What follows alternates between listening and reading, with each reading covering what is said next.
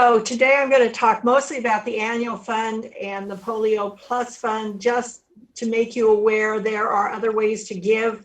You can give to the endowment fund, which goes on forever and is used along the way for some of the programming. Then there's a Rotary International approved global grants, and we have done one with the multi-club and one within the club recently, and that helps fund those. One of the 6 areas, it can be given to one of the 6 areas of Rotary focus, which I'm not going to go into right now, and responding to disasters has come up. I believe also there's probably the peace initiative also. The ones that we usually head for are the annual fund, because it is invested for 3 years, and then the earnings used are used to run the program, as well as their 50% of the donations from each district is returned to the district. So we can do our global grants here in the district to international or community grants. 50% is held in World Fund, and it is used to match the district's donation to each global grant. Used to be the district and the clubs, but they have dropped the club because they've had such a popular response to the global grants. And let's talk a little bit about Polio Plus is the other one. We have only 2 countries left. The African continent has been now reached polio-free status, which is fantastic. Bill and Melinda Gates Foundation matches each dollar donated with an additional $2, which is fantastic. So it really helps us to go forward. I think did I miss one? I did. And now we're sitting at 2 countries left to wipe out the wild polio virus. That's Afghanistan and Pakistan. This year, so far, they've had 102 cases. And we also, I didn't list all the countries that have the circulating polio virus. That is where the conditions of the country are such that when they go to the bathroom, they put the polio vaccine into the environment, and so not only does Rotary have to vaccinate these countries here, Afghanistan, Pakistan, regularly. Every time they find it in the environment in a certain area, they will vaccinate all the children under 5 years of age in that area again. So that's why there's a lot of cost to the vaccination of children.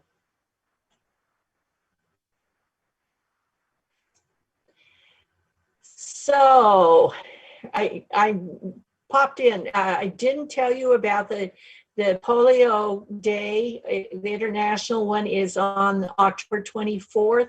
I guess we can kind of celebrate what has happened with the African continent while we're having our fellowship. You know, a little reminder that we're doing a fantastic job in the world, that the polio vaccination is eliminating the wild polio vaccine, which has 2 strains, and that we're going forward really well, but we still need the funding, because we've had, with the pandemic, I think that we've, like any other organization, funding is held back a little bit. So I want to talk a little bit about when we give. How do we give, what classifications you're in.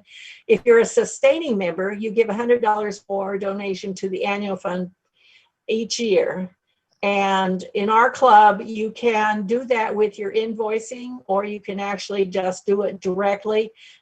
If you want to be a sustaining member, every invoice would have $25 added to that invoice so the whole year would be $100 $100, I'm sorry. And a Paul Harris is $1,000 or more to the annual fund, Polio Plus, or an RI approved global grant.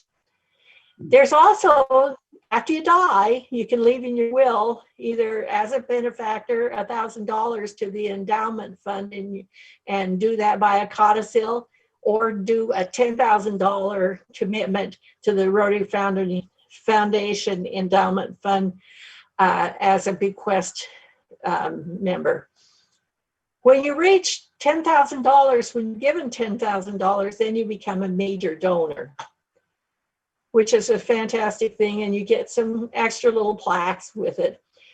One of the things that I think every club should try to happen is every Rotarian, every year club. For that club, you give $100 per capita during the Rotary year. And then the top 3 capita in annual giving fund for the district is also an honor. I don't expect us to be there, but you have to have at least $50 per capita to be eligible. We have 2 clubs in the area that do like $700 per person, which I don't necessarily, it's good, but that's not where we're at. And let's talk about the Pasco Kennewick Rotary Trust accounts. First, we have, we're a 501c3 in the charity end of it, and we have a charitable trust board and the club board of directors who decide what the annual budget is. And then we have the charitable trust fund, which is held by Peterson Hastings and some in an account at Washington Mutual. And these are only used for charitable things.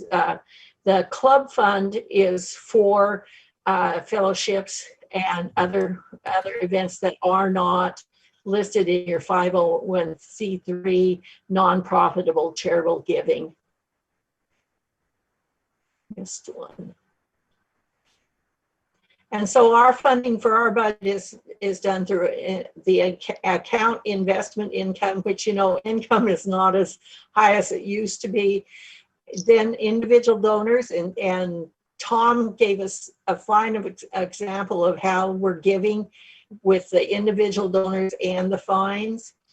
And these also, we receive funding for partial part of our grants. We just did the one with COVID-19 essential workers childcare, and it came out phenomenal. Flavian and his committee on international have done a couple committees. I think the last one was in Bolivia. I didn't see him here, so I won't elaborate too much on that. That was a medical one. Now, this is the club fundraising. I apologize because I hate things with little numbers and letters in it, but it kind of gives us an idea of where we're giving per capita for members. Let's start with the annual fund contributions. Everywhere from 2016 and 17 up to what has been given this year, and of course that is not the final number. Our highest one was about $9,900 and given in 2016-17, and then the next highest one was Howard's year at $7,975 for the annual fund only. That doesn't include polio. And then if we add the other contributions in, which is polio also, we give about 18,000. We do our goal at 3,000, but we give much, much higher than that. So you can kind of have an idea of how the years go, with the different things, and the annual fund here over here, if you like charts. EREY stands for every Rotarian every year. And this is basically tells us how many we have doing that. 21 and 22 are the highest. That's one that I would like to see the whole club do. If we give $25, if everybody in the club gives $25 each, then our club is awarded for having every member donate to the Rotary Fund, annual fund. And then sustaining members, we have 20, and that's the ones that give $25 each quarter. So we're sitting about a third of our club doing that. And it might be possible to actually raise that. And a year last year that had Paul Harris Society members, six of them that gave $1,000 that year. And to be a Paul Harris Fellow, you give every year $1,000, at least $1,000. So now I'm going to talk about suggested donations to Rotary International and PK Rotary, because I think both of them are important. We've eliminated because of the pandemic, we have eliminated our elephant ears and our duck race tickets. We will have the calendars this year, but personal donations, unless we pick up a fundraiser, are going to be where we have build our funds from. So I'm suggesting that everybody give $20, $25 to the annual fund this year. And that can be either done online directly, or it can be with a memo on the check, be given to Tom and set aside, and we will make sure that's where it goes under your name, because each one of the dollars you give, you get a point for it. And when you get to 1,000, you can give a Paul Harris Fellow to some member of your family or somebody in the community or a friend that has been doing a fantastic job with whatever they're doing. And then another suggestion would be $100 per year to become a sustaining member, which is $25 per quarter to the annual fund. And I would like to see everybody give $25 per year to the Polio Plus fund. That makes sure that all those vaccinations, and maybe we can come to the end of it takes 3 years to be completely clear of the wild polio virus before they declare that they're polio free. So it's going to take at least 3 years. So become a Paul Harris Fellow with a donation of $1,000 annually to the Rotary Foundation, and that can be given to the annual fund, the Polio Plus, or the Rotary, a Rotary International approved global grant. Plus, I think that we should consider each one of us, since we're going through this year, give $25 plus whatever you need and want to, a donation to the PK Rotary Charitable Trust. Okay, and I kind of broke this down so that was kind of all conglomerated. So examples would, if you wanted to make sure you gave something to the international, I suggest you give $25, period. And I know that everybody's budget is different, so you have to follow your heart and your wallet with this one. Another example would be like giving $150, which would be $12.50. Is that what Heather is on my committee too? Heather, is that what the amount? We said $12.50 a month. Right. That's it being $150. It's equivalent to $12.50 a month. Okay, thanks. Yeah. And so I suggest that you become a sustaining member, give $100 to Rotary International, give $25 to Polio Plus, and $25 to PK Rotary Foundation.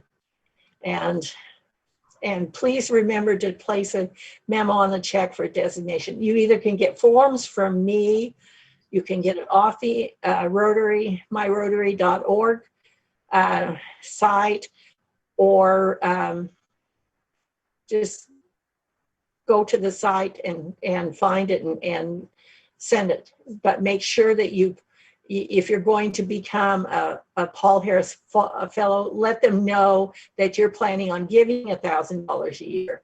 If you are becoming a sustaining member, let them know some way on the form that you are becoming a sustaining member. So that's the Rotary Foundation in how many minutes are you that in? I think 15. I want to interject Wow.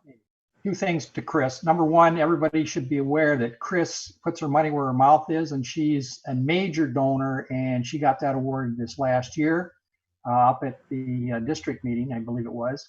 And then one other thing, the global grant we're working on is in Brazil, not Bolivia, but that. Oh, I got the wrong country. Anyway, Okay, good job. thank you.